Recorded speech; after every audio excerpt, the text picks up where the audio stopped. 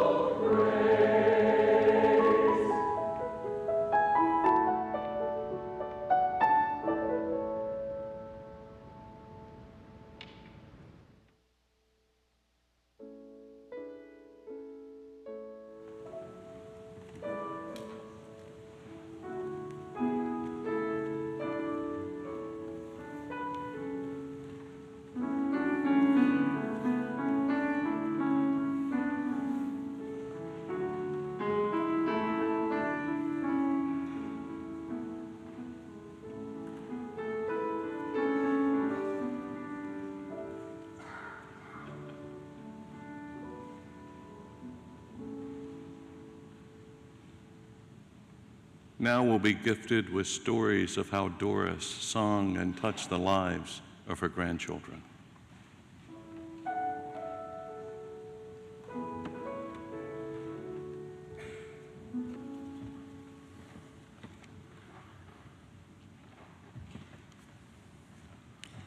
In 1 Corinthians, Paul writes, "I will sing with my spirit, but I will also sing with my understanding." Good morning. I'm Scott Frick, Grandma Doris's eldest grandchild. I'm 46 years old, and I recognize how extraordinarily blessed I have been to have my grandmother in my life for this long. Not everyone receives that gift, the chance to know a grandparent, not only through childhood, but well into adulthood. One of the greatest connections Grandma and I shared was our love of music. Music was woven throughout her life. She sang in this sanctuary for an extraordinary 75 years, 3/4 of a century of choir practice, Sundays, Easter services, and hymns sung again and again.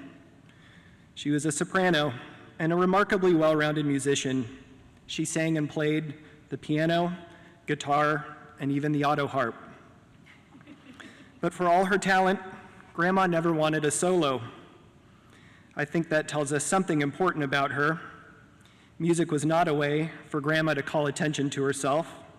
It was a way to participate, to serve, and to contribute to something larger than herself. She didn't need to be the featured voice. She wanted to be one of the voices, joining with others to create something that none of them could create alone.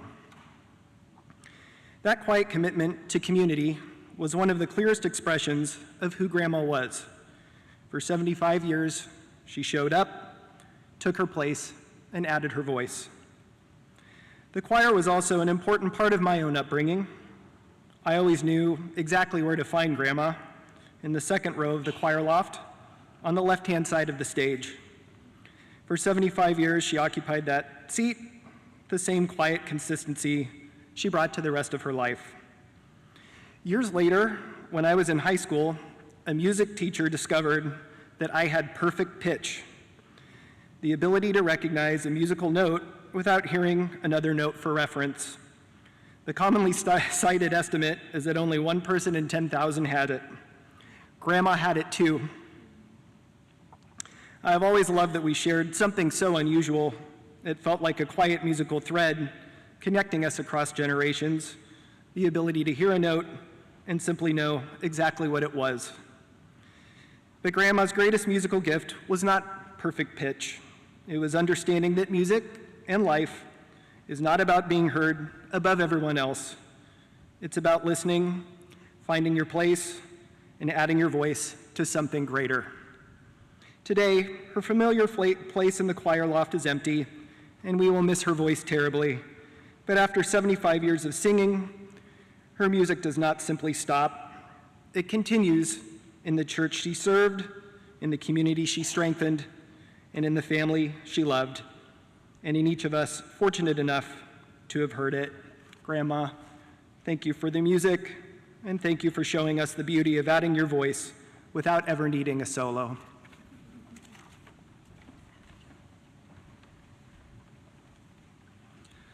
Good morning, everyone.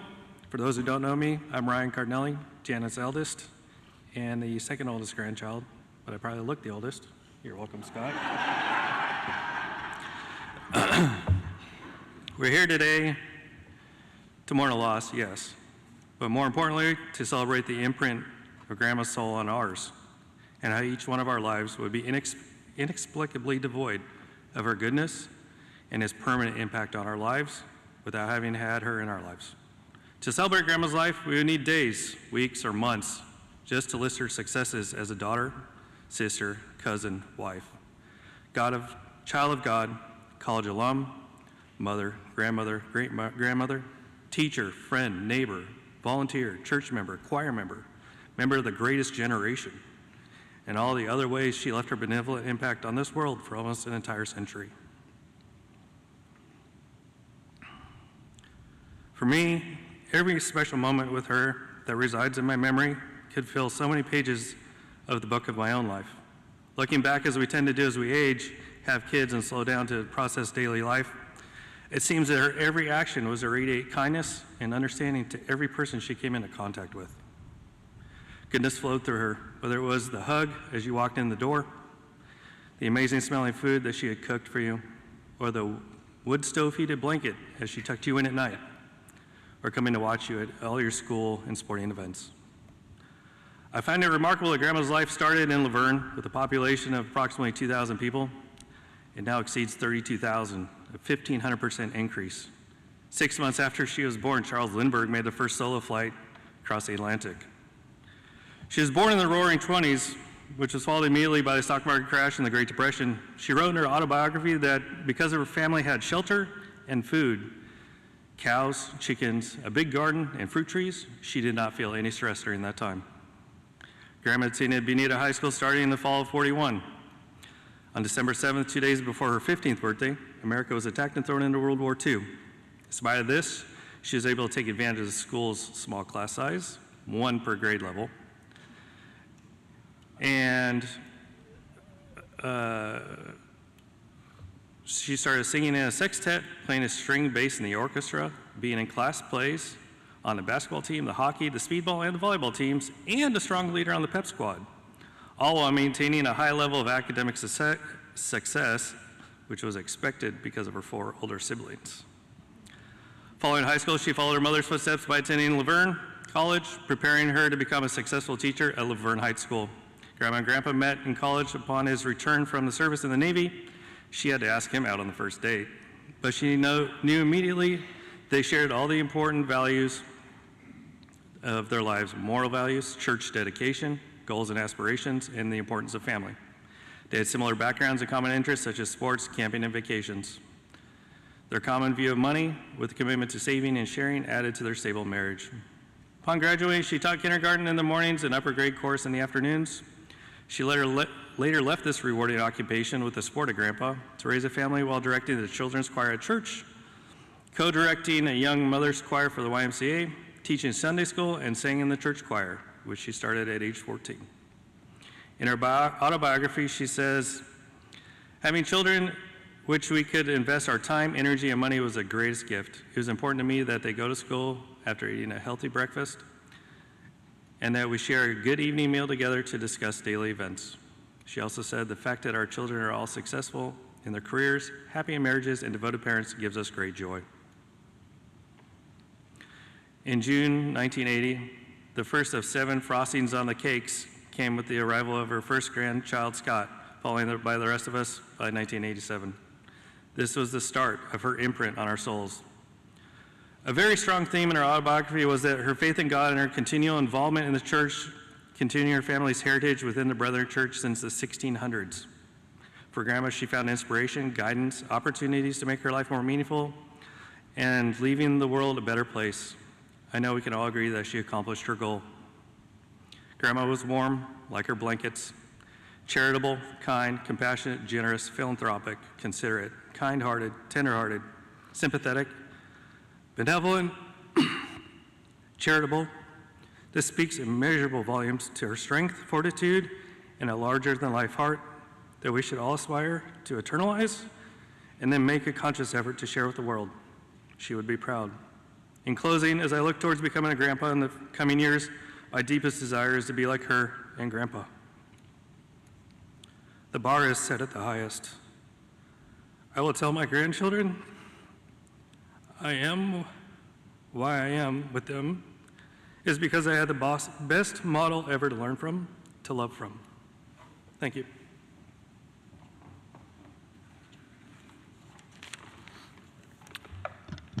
Good morning. I'm Chris Cardinelli. I am Janet and Gary's middle child and grandmother's youngest male grandchild.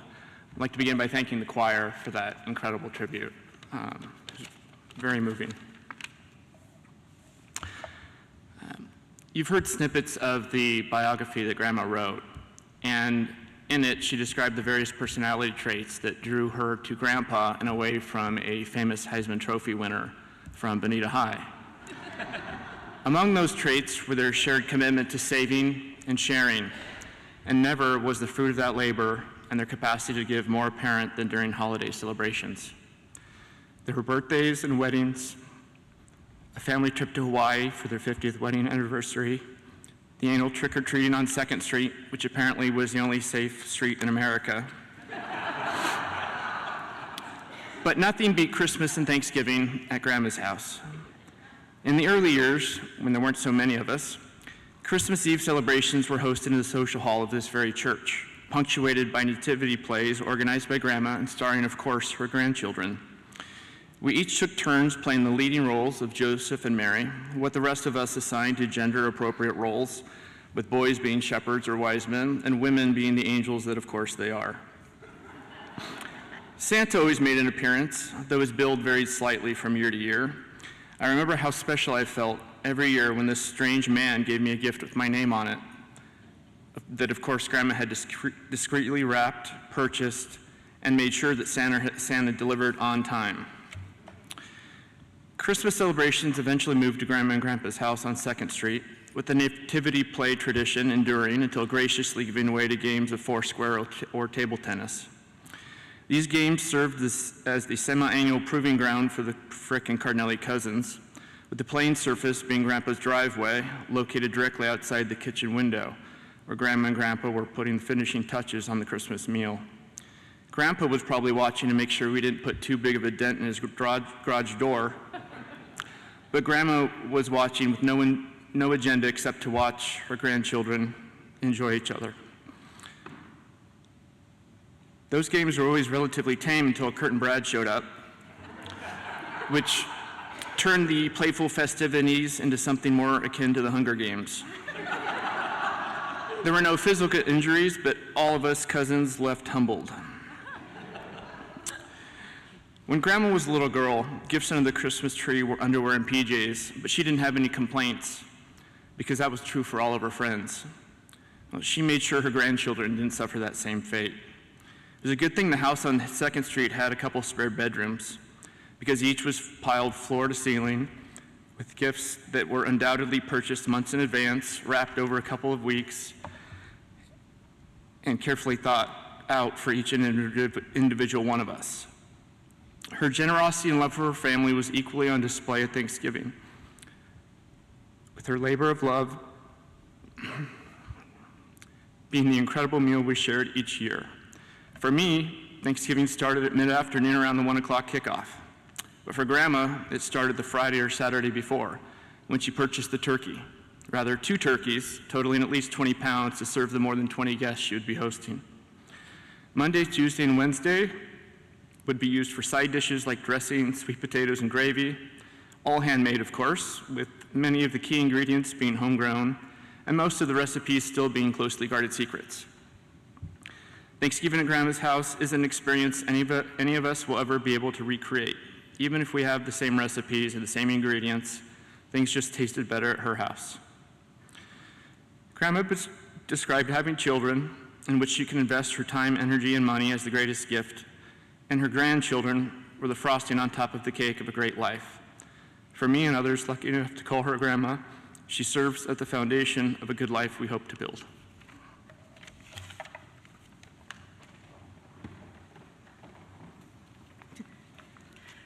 We're Kristen and Katie, better known as the Frick sisters, Frick twins, and it felt fitting that we share our memories of Grandma together today. Some of our favorite memories of Grandma come from her Gigi, or great-grandmother days or years. From 2007 to 2019, 13 great-grandchildren arrived in the Frick family in 12 short years, and no one loved babies more than Grandma. I can still see her at the hospital within hours of my daughter's births, just beaming with pride. And she had a way with these babies. She'd gently pat their sweet little bottoms and sing them to sleep. Living in Laverne during this season, Gigi was a steady and joyful part of both of our lives. Kristen's family and mine, we lived 8 miles apart, and somehow Gigi's house at Hillcrest was right in the middle. And she took full advantage of that arrangement. In 2017, she'd drive up Wheeler Avenue in her gold Honda Accord at the time, and she was ready for her two favorite things, which were snuggling babies and eating hamburgers. So in 2017, I had two boys under 2, and my husband was working some pretty crazy shifts. And every week, Gigi would arrive exactly at the same time to come give me a break. We'd switch into my car, because of course I had the car seats, and head to Habit Burger, where she'd order her barbecue chicken sandwich, complete with grilled onions, lettuce, mayo, and always cut in half. Then we'd head back to my house. And while I got some one-on-one time with my older son, Parker, Gigi would settle into the rocking chair with sweet little Tanner and rock him to sleep for his second nap. Watching her snuggle him close right under her chin, she'd pat his bottom and sing to him. It was always one of my favorite things.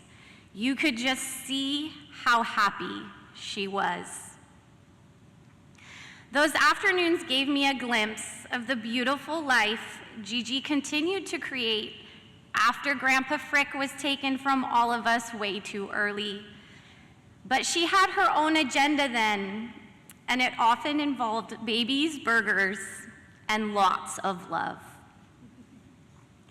Getting to watch her do what she loved well into her 90s is something I will always treasure.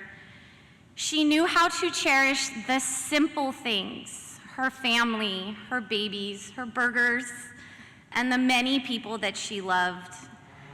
And without realizing it at the time, she was teaching me to cherish those things too.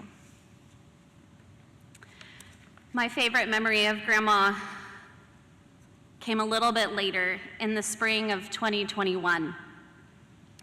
COVID had shut down our weekly lunch dates for well over a year, and with Grandma now in the assisted living section of Hillcrest, we were no longer allowed to visit.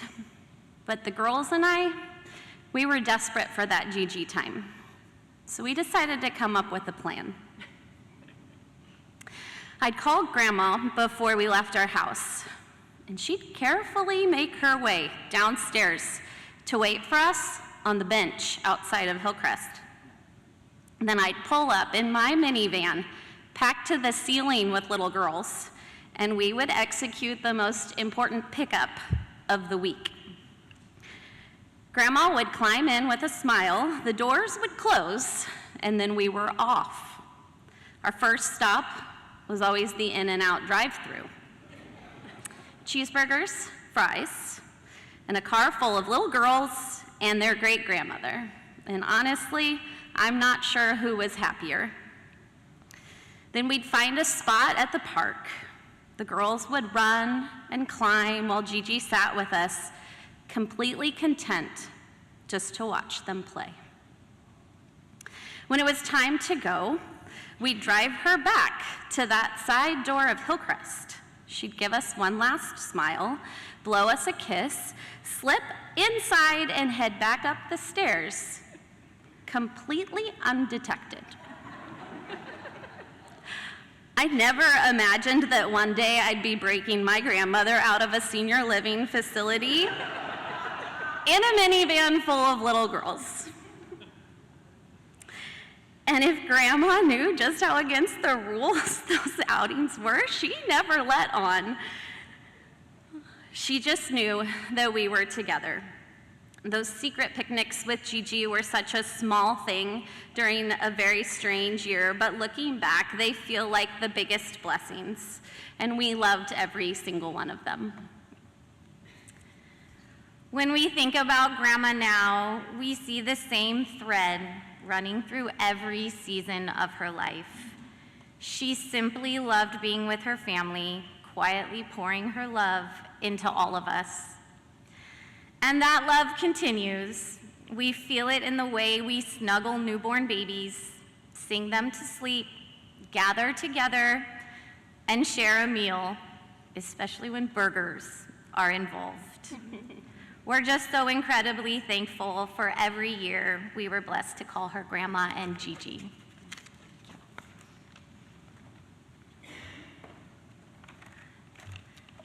Hi, my name is Lindsay. I am Janet's youngest, so I am the youngest of the 7 Frick grandchildren. And so legacy and family traditions are the values of love and customs that are passed from one generation to the next. These traditions are held by one generation, and they weave the past and present together in a beautiful tapestry for future generations. The greatest legacy that grandparents leave is not measured by wealth, but by the lessons that they teach, the love that they give. Their guidance helps shape our character and inspires us to make good decisions. As we grow, we have the opportunity to honor their legacy by living with the same values and passing them on to the next generation. My grandmother, Doris Hanawalt Frick, lived out this legacy seamlessly throughout her life. Together with my grandfather, Robert, they raised 3 children, which produced 7 grandchildren and 13 great-grandchildren. Their priorities were clear: faith, family, education, friendship, and community. My grandmother made her faith evident in how every day she lived her life. She modeled Christ's love as she faithfully served in her church, helped members in the community, supporting friends, and most importantly, caring for her family. She and my grandfather also modeled a tradition of a lifelong marriage, celebrating 63 years together while building strong family bonds. Together, they raised 3 strong, independent, educated children with deep family roots. The legacy that continued through their children and grandchildren. Today, all 7 grandchildren are married and have at least earned a bachelor's degree, if not advanced degrees, along with carrying forward the values that were instilled in them. The greatest gift my grandparents gave me was their time. They were present at every birthday, holiday, sporting event, music concert, graduation, and significant milestone in my life. My most treasured memories were created with them being there. I remember picking boysenberries in their backyard. Grandma would always give us a little used margarine container and go out and we'd eat them off the bush. It was eating homemade ice cream at family gatherings that they made and playing a competitive game of Foursquare and kick the can with my cousins on 2nd Street. It was also going on the one backpacking trip that I went on with Grandpa when he was 80. It was like a 12-mile hiking trip where you slept on the ground. There was no, if you brought a air mattress, you were, yeah. You don't sleep on an air mattress, you sleep on the ground. So camping in their 5th wheel at Huntington Beach and going camping at June Lake in Mammoth. As I entered adulthood, my grandparents remained a constant presence in my life. I chose to go to Azusa Pacific during college so that I could be close to staying in touch with them. During college, we met every Friday at the Golden Spur, and they would have halibut, and I didn't because I wasn't a fish fan. And Grandpa always had these little Andes mints that he would have in his pocket, and we'd always take a handful more on our way out. During graduate school, they welcomed me over for Costco soft serve ice cream when I needed a break from studying. These moments were never really about the food. They were about their time, their encouragement, their interest in my life, and their unwavering support. When I got married and became a mother to twin daughters, and I'm the last grandchild, so I got the gift of twins passed down through that side. I often think about the kind of family that I wanted to create. Many of the traditions my husband and I now cherish with our family are the favorite recipes, holidays, celebrations, family vacations, and recreational activities that were established by my grandparents. Their influence continues to shape not only my life, but the lives of my children. In the end, my grandparents' legacy through their legacy lives on through the traditions we continue, the stories we share, and the values we strive to live every day. By cherishing their wisdom, passing it on to our children, we ensure that the legacy of Doris Hanawalt, Carolyn Hanawalt Frick, and my grandfather, Robert Frick, will continue to inspire generations. Their greatest gift was not something they left behind, but it was something that was planted in each one of us.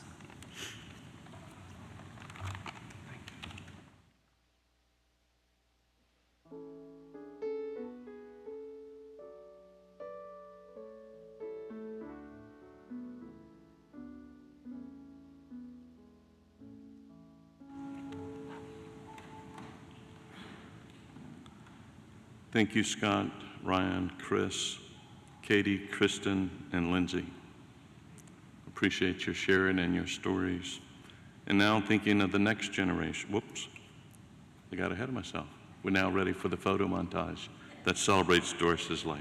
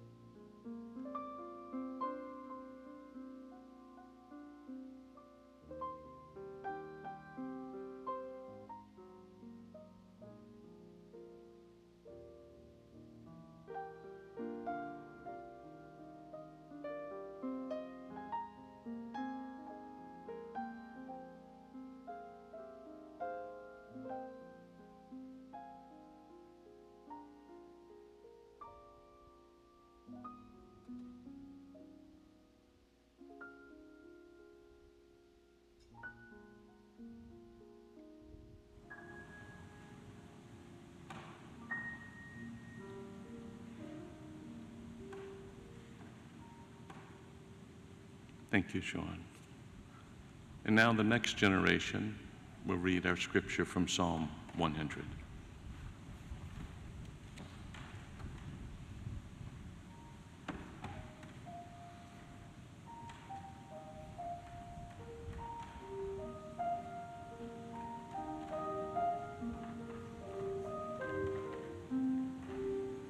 Today we will be reading Psalm 100.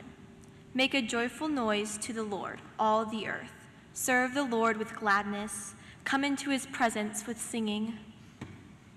Know that the Lord, he is God. It is he who made us, and we are his. We are his people and the sheep of his pasture. Enter his gates with thanksgiving, and his court with praise. Give thanks to him. Bless his name.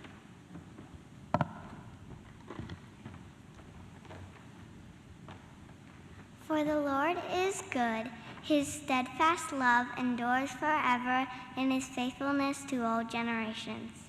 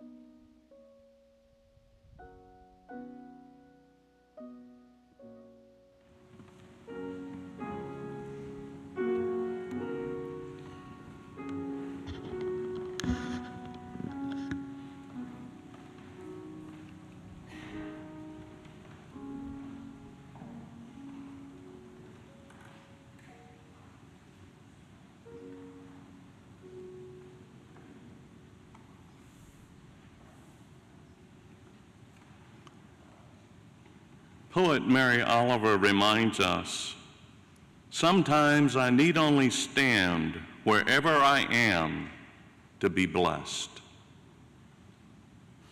That could be standing or sitting here in the sanctuary. It could be sitting around a campfire at Yosemite or Mammoth.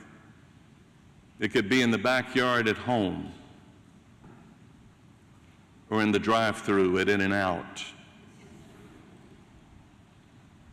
Wherever we are blessed, and we've certainly heard that today regarding the family's experience with Doris.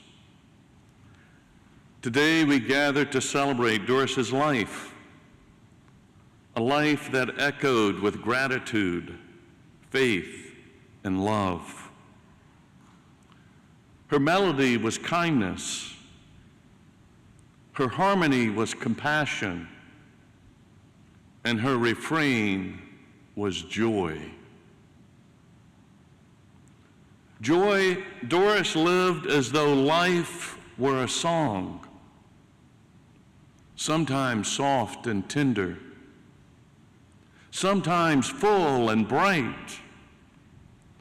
After graduating from Verne College, she became a teacher at Verne Heights Elementary School, where she taught kindergarten in the morning and upper grade chorus in the afternoon. She lovingly taught and embraced these children as though they were her own until the birth of her first child. And then Doris poured her energy and talent into her growing family, her church, and her community. She directed the children's choir here at church, a young mother's chorus at YWCA, taught Sunday school, and lifted her voice in our choir for over 75 years. Music was not just something she did, it was how she lived. Every note was an offering of thanks and service. With the psalmist, she opened the gates of her heart with gratitude. Family was a source of great and deep joy for Doris.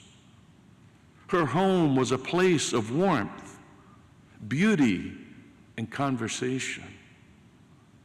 A place where stories were shared like hymns, and every meal a chorus of discussing the life and current events.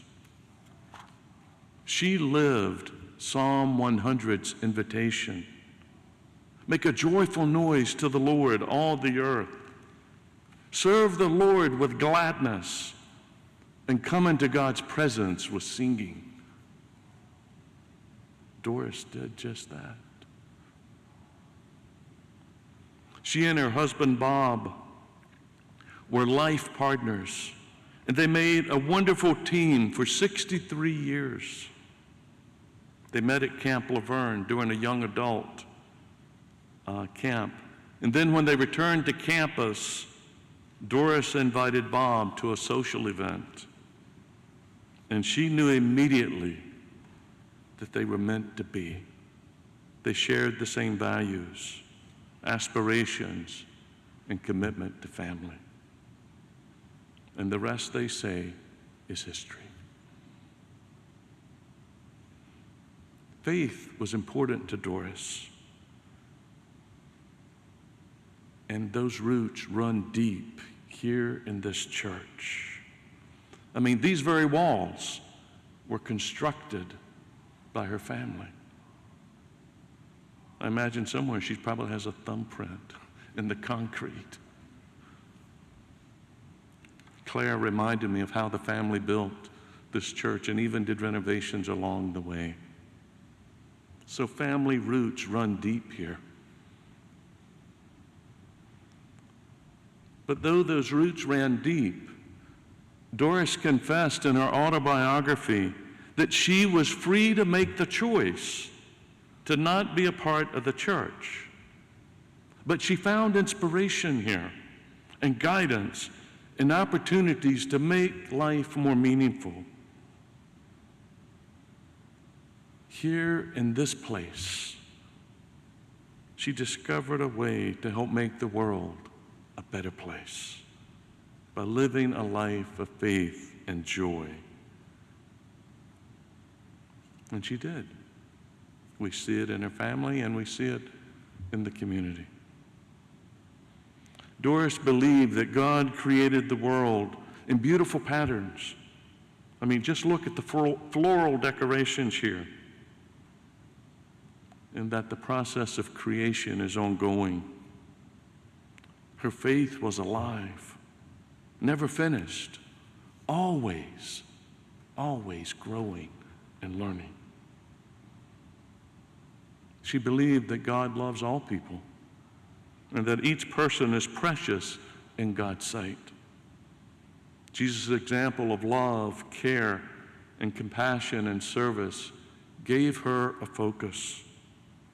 And it's these principles that guided her decisions and her journey. Doris found God not only in church, but out in creation, in the kindness of neighbors, and in the quiet joy of helping others. She lived life with gratitude, as though life were a gift of breath, a gift of laughter, and a gift for the presence of family and friends. Mary Oliver asked, "Tell me, what is it that you plan to do with the one wild and precious life?" And Doris answers that question beautifully. By living with joy, by loving generously, and by blessing the world with song and beauty. So let us remember her, not with silence, but with music of our hearts, lifted in gratitude, and with the harmony of our lives, touched by her grace. For Doris's life was a joyful noise unto the Lord, and her melody continues in the way we love, in the way we serve, and in the way we give thanks. Thanks be to God for Doris Caroline Hanawalt Frick and the life she lived. For we are blessed.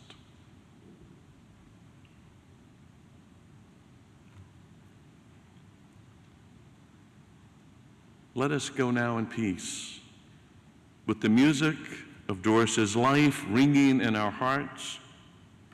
Let her song of love and joy guide your steps, and may the grace of God go with you in the way you love, in the way you serve, and in the way you give thanks. Amen.